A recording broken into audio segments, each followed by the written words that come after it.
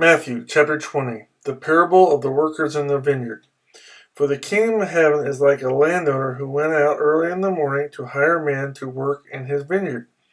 He agreed to pay them a denarius for the day and sent them into his vineyard. About the third hour he went out and saw others standing in the marketplace doing nothing.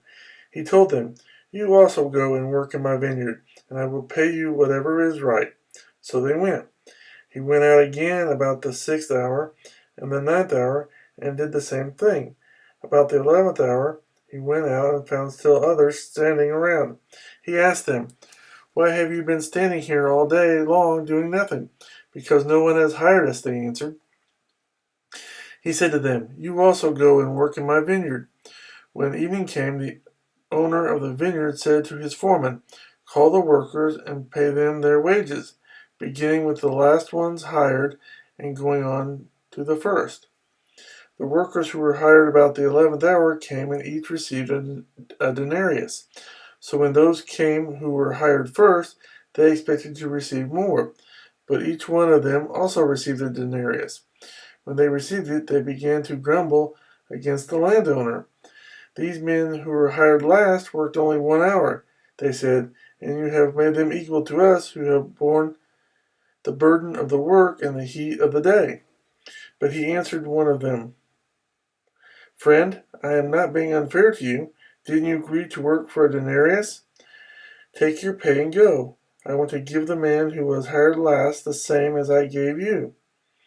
Don't I have the right to do what I want with my own money?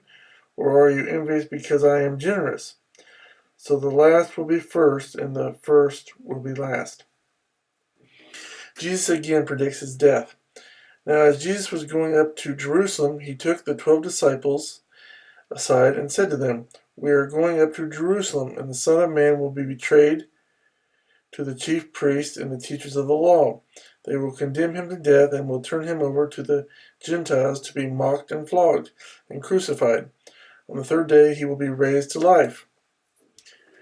A mother's request. Then the mother of Zebedee's sons came to Jesus with her sons and, kneeling down, asked a favor of him.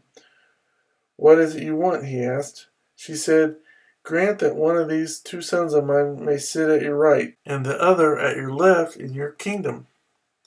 "You don't know what you are asking," Jesus said to them. "Can you drink the cup I am going to drink?" "We can," they answered. Jesus said to them, "You will indeed drink from my cup, but to sit at my right or left is not for me to grant. These places belong to those for whom they have been prepared by my Father." When the 10 heard about this, they were indignant with the 2 brothers. Jesus called them together and said, "You know that the rulers of the Gentiles lord it over them, and their high officials exercise authority over them. Not so with you. Instead, whoever wants to become great among you must be your servant, and whoever wants to be first must be your slave.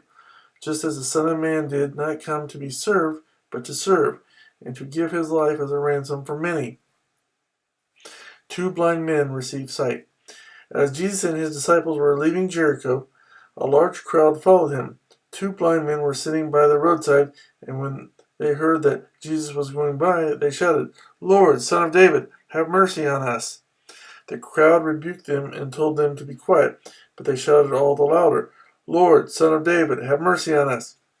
Jesus stopped and called them. "What do you want me to do for you?" he asked. "Lord," they answered, "we want our sight." Jesus had compassion on them and touched their eyes. Immediately they received their sight and followed him.